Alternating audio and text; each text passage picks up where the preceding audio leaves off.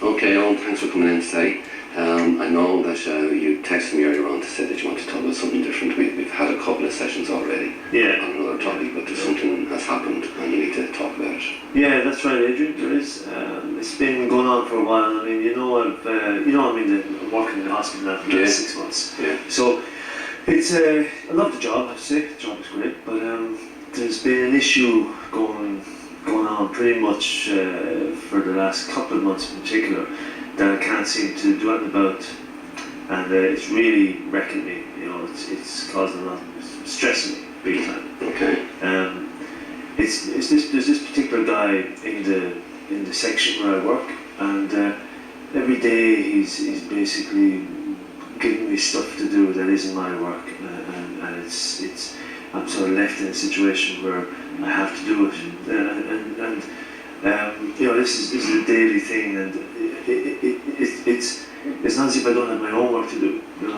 So what's happening is more and more I'm getting later, I'm leaving work late just to try and catch up on my own stuff and not getting everything done. So it's gotten to a point now where it's affecting my sleep, and I'm a bit more, I'm more sort of narky at home, and so I'm taking this out with my wife at home, and she's getting fairly fed up, and she's just saying, get this sorted. So I suppose I've been ignoring it for long enough, and at this point now I'm very sick of it, and I just need to do something about it, but I'm not sure what. I've considered a few options, but I haven't really done anything, really, to be honest with you. Okay, so let me see if I'm clear on what you're saying. I know you work in the hospital, but you're saying, and you like the job, and I know you've mentioned that before, but you're saying that there's this particular guy in your workplace that continuously or every day brings over some of his work and gives it to you, and that you feel you have no option but to do that work on top of your own work, and as a result of that, that's causing you a lot of stress, and it's also creating problems at home as well, because you're late getting home because you have to do 2 sets of work really, and there's problems with your wife at home, and the whole thing's getting very stressful. Yeah. And basically you feel that you just absolutely have to get it sorted. Yeah, absolutely. Yeah.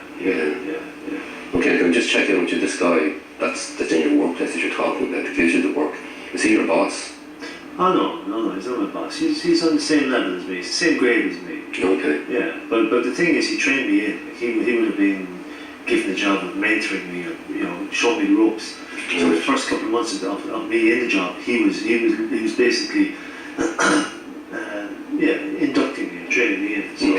So I guess there's a sense of so maybe it's a sort of a carryover from that there's still that there's a sense of it's almost like I'm still his assistant type thing, or something like that. But I'm not, because we're on the same level, as I said.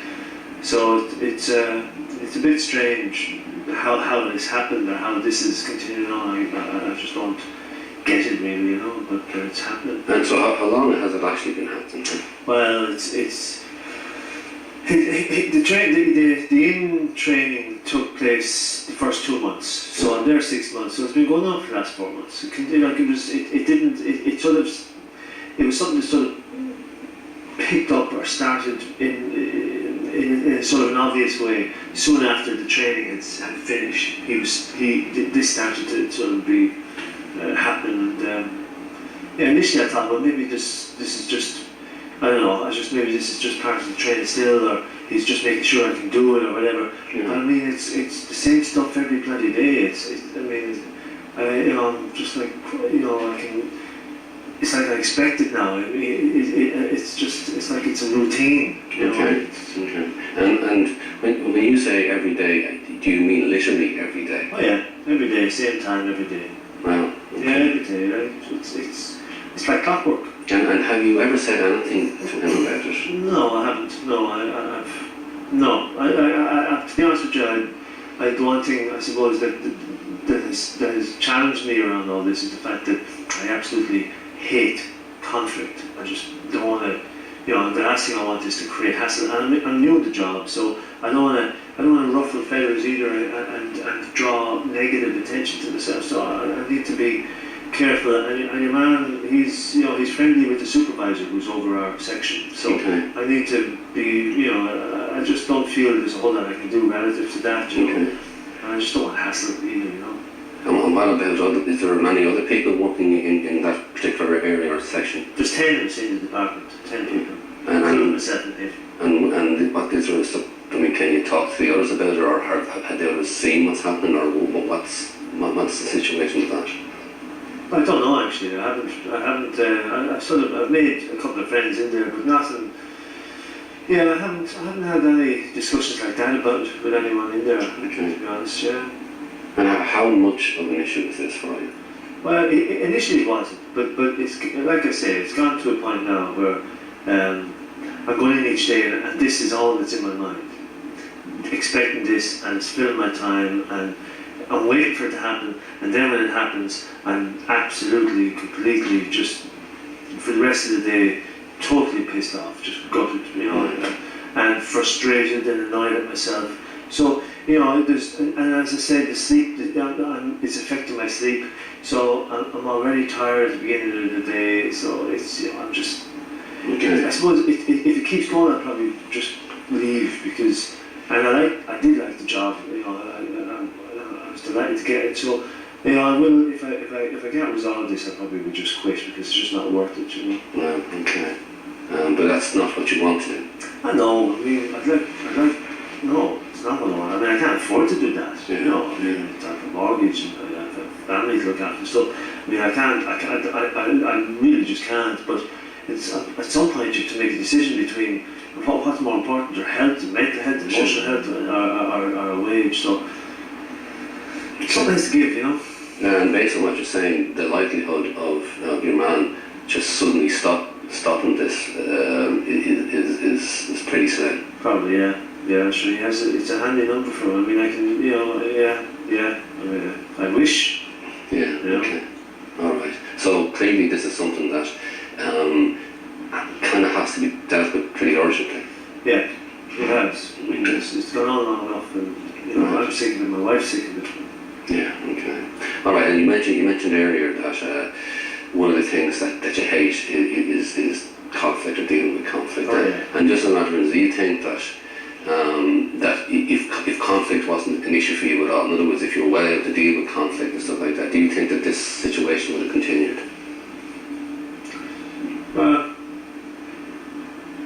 No, I guess it wouldn't. I mean, I suppose if I was able to be more assertive, for example, it's possible I may have, it certainly would have changed things, now whether for the better or not, I don't know. I mean, that's the thing, I just don't know. I mean, I could be creating more trouble for myself. That's the thing, see, I just don't know. I mean, he's there a long time, under that, I'm new, so there's all that stuff, and he's friendly, like I said, with the supervisor, so you have to,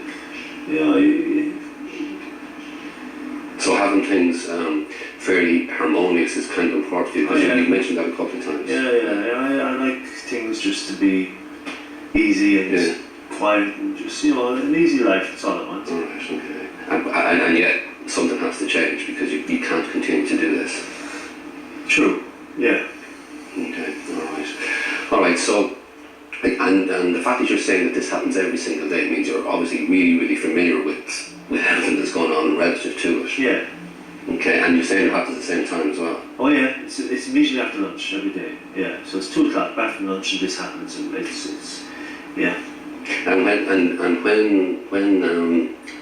you come back after lunch, and you're aware that this guy is going to do what he's done every other day and bring over his stuff and leave with you to do,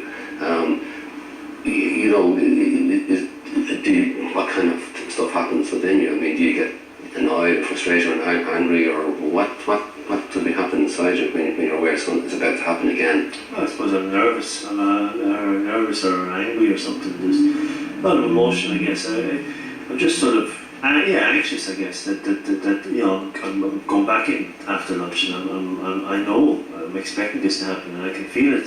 I can feel the tension, I guess, and so I'm tense, very tense, yeah. And then he comes and he puts the files on the desk and walks off, and then I'm just really annoyed, angry.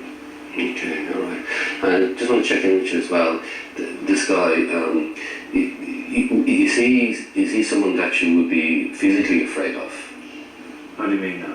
You know, when you say that you don't like conflict, and you know you keep letting him do this every day, not even though you know that it shouldn't be happening, but because you hate conflict, you don't deal with it. Yeah. But you're not actually physically afraid of him. You know, you're not afraid that he's going to beat you up or anything like that. That you can't. In other words, that's not the reason why you're not saying anything. No, that would never occur to me. No, it's not. Okay. No, I wouldn't see it that way. No. Right. Okay. So it's very much about you not having dealt with what's going on the day. Yeah, I suppose I've let it build up really, haven't I? When I think about it now, I've let it sort of go on and on and on. It makes it harder to address it. So I guess, yeah, I've let it. I suppose it's almost normal. Really, when I look at it now and I listen to this, it's like I've let it become part of the way things are done there. Yeah, normal but extremely stressful, clearly. Oh, very. Yeah, okay. All right. So one thing I can do with you here today, Owen, is to, I suppose, try and get a sense of what's at play in your mind when this is actually happening. Right. Just to see what you're doing inside yourself that's allowing the situation to continue. In other words, it's allowing this guy to leave his stuff in your desk and for you to do and walk away. So there's something going on inside you as that's happening. I just want to kind of slow that process down to see if we can figure out what is going on, what kind of things you're thinking and feeling that might be stopping you from taking the action that perhaps you may need to take. Okay, so we just try that. And basically what I want you to do here is, if you like, and again, because it's an everyday thing, perhaps take the most recent, so that would be yesterday. So yesterday, what, I suppose if you take me through what happened as you were aware he was walking over to your desk with his work, and what was going on inside you, not what other people were doing, but just mainly what was going on inside you relative to him coming over to do what he does. Okay. Alright? And we just take it very slow. Yeah. So if you like, you can close your eyes or you keep them open, whatever makes sense to you. So I want you, so tell me, so now it's what time did you say it normally happens at 2 o'clock? Yeah. Okay, so let's say it's 2 o'clock, you're back from your lunch, you're sitting at your desk, and you're aware that this guy is on his way over with his stuff for you. Okay, so take me through what's happening to you as this is happening. Okay, well, I was sitting down looking at the computer and just getting stuff ready for to get back into the work I was doing before lunch, and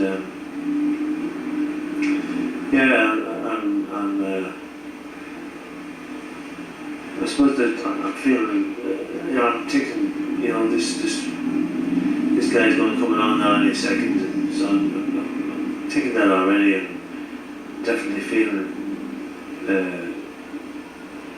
sort of a tension or nervousness in the stomach. Okay. I can actually hear him. I can actually hear him walking. I can actually hear him walking up. He's coming up from behind around the corridor. I can actually hear. I never realised that. I actually hear him walking up from behind coming up towards me. So I'm hearing that, and it's making me feel more. I suppose uptight and sort of. I'm getting more tense. Yeah. Getting closer, So what kind of feelings are there? So your body is really tense, but what kind of feelings and thoughts are going on in your head? Well, it's just angry, really angry. I just can't believe this has happened again, and that this guy thinks he can just do whatever he wants, and he can really just treat me like this, and it's real anger. I just totally pissed off with this, totally, and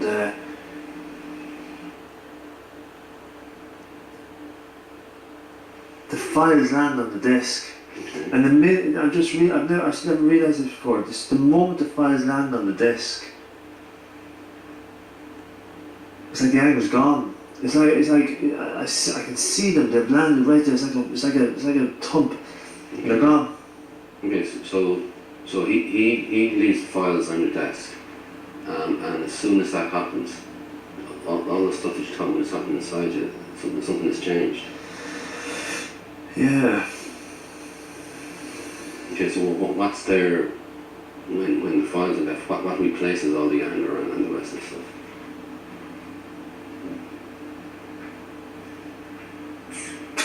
It's like the wind has gone on me. It's like you're just giving up. It's like it's sort of a Like a deflation. deflation. Yeah. It's like that. It's like what's the point? You know. Right. And then that happens very, very quickly.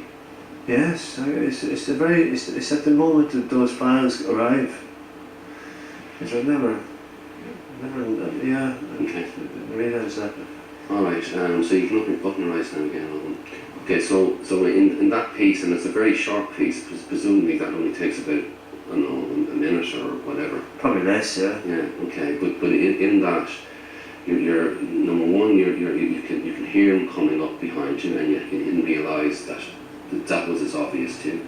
You also notice that your body is getting very tense, so there's a physiological kind of change starts to happen in your body. Yeah. Then you started to notice that you're starting to get angry, frustrated, and he's as he gets closer, and you're feeling all this anger inside. Yeah. And what thoughts are there with that? Like you're saying, I can't believe this guy. I just want to get up and kill him. I just want to just absolutely, Kill him.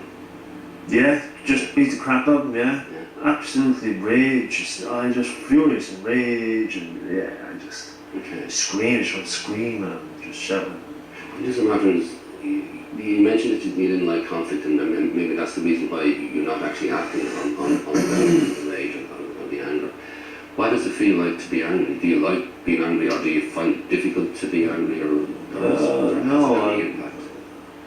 Yeah, no, I don't. I suppose I'm not comfortable being angry. I don't like it. I don't know how to handle it. I don't know what to do with it. So I suppose it's something I'm not able to express. I don't really express it. You know, I just don't. Okay, alright, okay.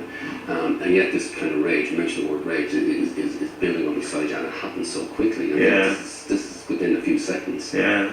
And then when you realise he's left the stuff down on your desk, all that rage just disappears. Yeah, it's gone. It's gone. Yeah, it's just I don't know where it goes, but it's just like that. It's gone. And you're left with a sense of inflation. Yeah, just total resignation, really. You know, just. Okay, alright. So you said as well that all you want to do is kill him. You want to beat the crap out of him, like you said, and but yet you're not able to take any action, or at least you're not taking any action at all. No. Okay. No. Right. I suppose maybe I'm afraid that if I did in that space, in that thinking and feeling like that, I'd lose the head, just lose control. Right. Okay. Yeah. Which like you said before, if you dealt with it, it might even make the situation worse. Yeah. So, and certainly if you lost control, yeah. probably wouldn't be good for you anyway. Finished. Okay, so I guess then, and you're saying that you absolutely have to deal with this. This is not something that you can allow to continue. No. I mean, yeah, absolutely. I need to sort this. Okay, so, and like you said, it's unlikely that he's going to suddenly stop doing this. It's probably unlikely that he'll hand in his resignation tomorrow and move to another job. No, I mean, I'd have a better chance to win the lotto, I think, than that happen. Right. No. So in other words, if any change is going to happen relative to this situation, it's going to be you that needs to make that change. I suppose, yeah.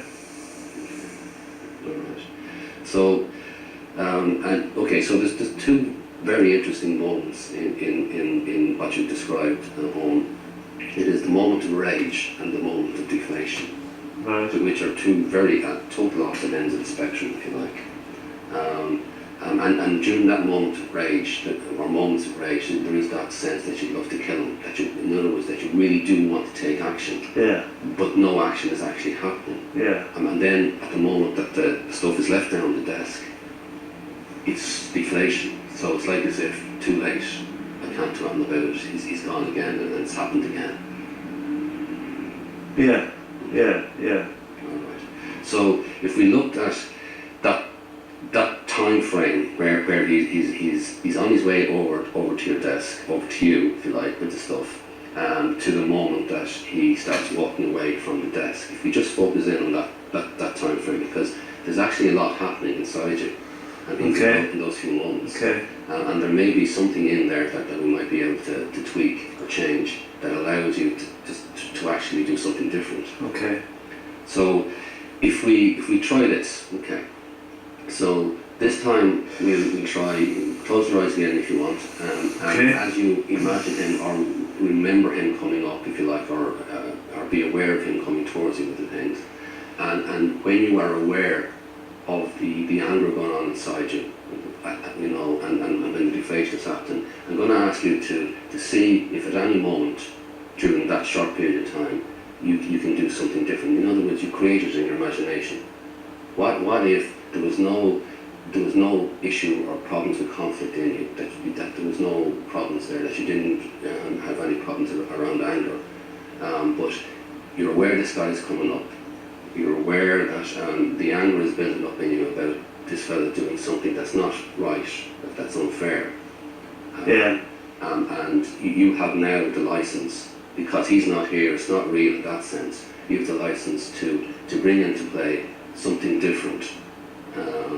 Just simply by imagine doing something different, rather. Absolutely, something that's coming up in you that makes sense for you to do, and we'll see at what point that's actually happening. Okay? So right.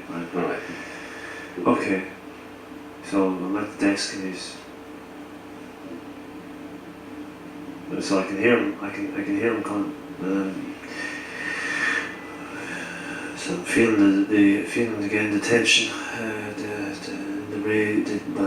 there's anger coming up again. So I'm feeling that anger, and just wanted to.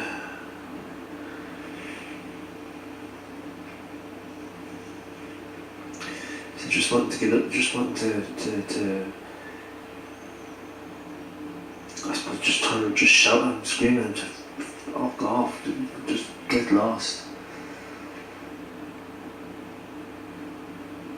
Okay, so given that this is imaginary and you can pretty much design it any way you want it, to the best outcome for you, what would you like to be able to do at this moment? Well, I'm on I can turn the chair around to face him, because I guess I haven't been doing that.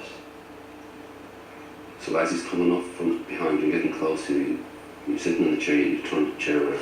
So I can turn the chair around and face him as he's coming up, and sort of sit up, I suppose, because I suppose I wasn't sitting up. So okay, so do that.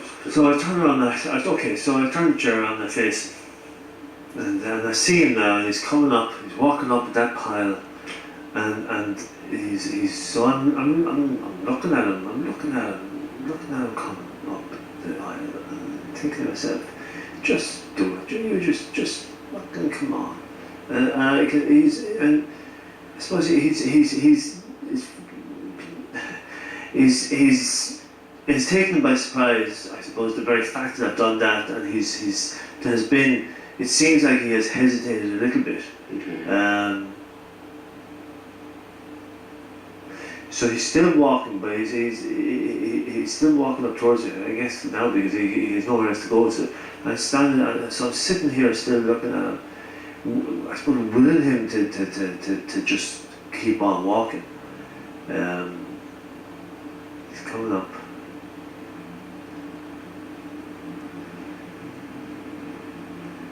And actually what I'm doing now is I'm actually standing So you've got now your seat. I've got now my seat, and he's sort of hesitating. He's sort of looking, but he doesn't know what to do. He still puts the stuff down. He's putting the stuff down, and he doesn't say anything. He doesn't even look at me. He walks on. But even just the fact that I've done that and stood up.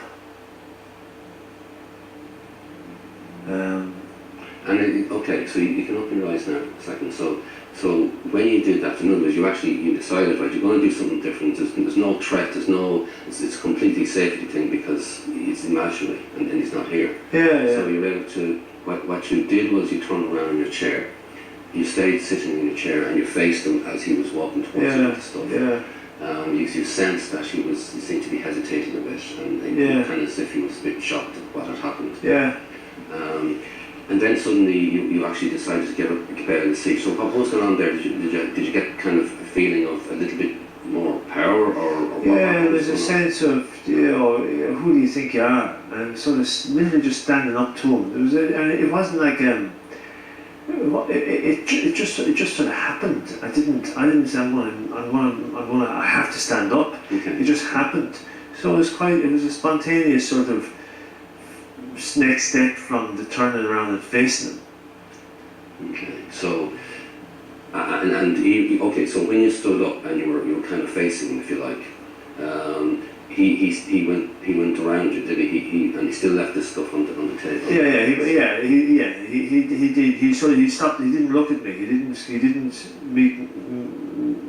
meet me eye to eye or anything. He just sort of put the stuff down and ran on. All right. Okay. What was yours? I mean, okay. The outcome seemed to be the same. In other words, you still had the stuff left in your desk. But what was your sense when you were able to stand up and face him? Well, I felt I felt strong. I felt good. I felt, and that sort of enough is enough. And there was something in me wanted to say or shout at him. Mm-hmm. Take your work back. That's not yours. No, I didn't. But that's what I was. So there was a I could hear that in me, saying that, or wanting to say that. Yeah. Okay. Yeah. Okay, and where was the anger at this point? Where was the anger? Well, I guess it was there, but it was. I suppose I was using it because I was standing up in the anger. So the anger, I was using the anger. I suppose I wouldn't have looked at it that way, but the anger was still there. Okay, but it was causing you to take action. Yeah, it was. Absolutely. Yeah. And maybe I didn't say it because maybe I was afraid of what I'd say, or maybe I was still controlling it to some degree or something. Yeah, maybe okay. I don't know, but definitely there was a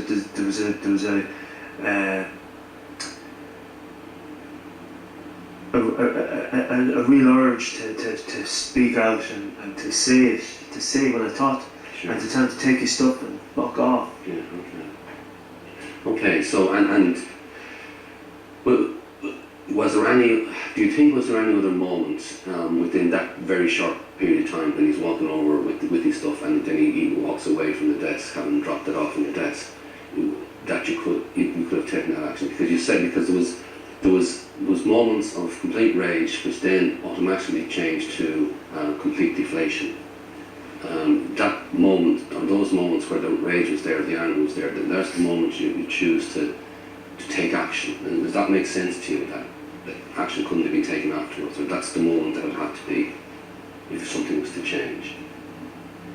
Well, the turning around and facing them and standing up there, that felt absolutely right. Okay. I think I should have. I think looking at that now and thinking about that, it would make when he was very close and standing up.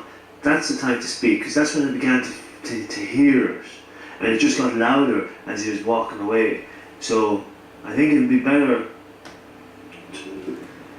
to say it before the stuff hits the desk. Okay. Okay. So that to me makes sense, because if it hits the desk, it's there, it's done. Yeah. I need to nip that. I need to stop. Yeah. I need to stop that before it hits the desk. So when I'm standing up, I need to say it to him. Okay, so let's try one more small thing relative to that, okay? Just to kind of, I suppose, to kind of finish off that piece.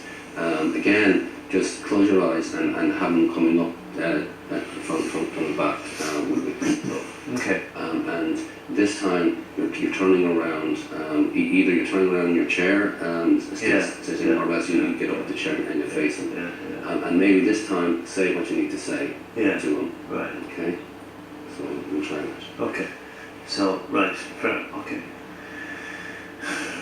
So do I say that loud, do I, or just say it in here? Whichever makes sense.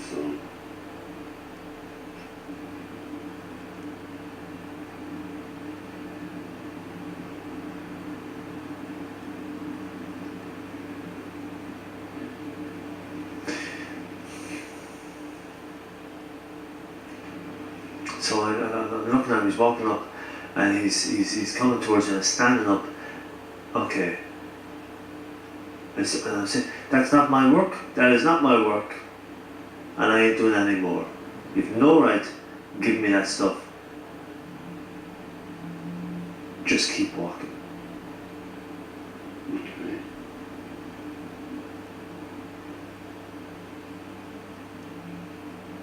And what's happening now?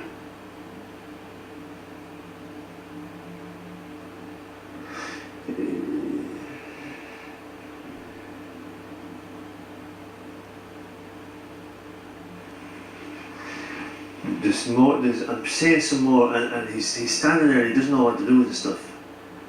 And I'm saying to him, "Do not put that on my desk. That is not my work. I will not do it. You put it there. I'll bring it back down to you, or I'll throw it in the bin. I'm not doing this crap anymore.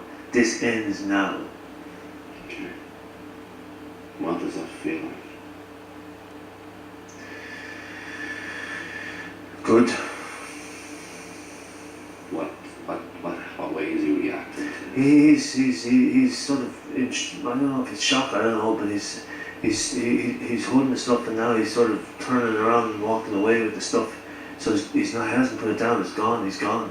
Okay. I'm sort of a bit, it feels good. It's just it's almost like you feel alive or something, Alright. Okay. Very good.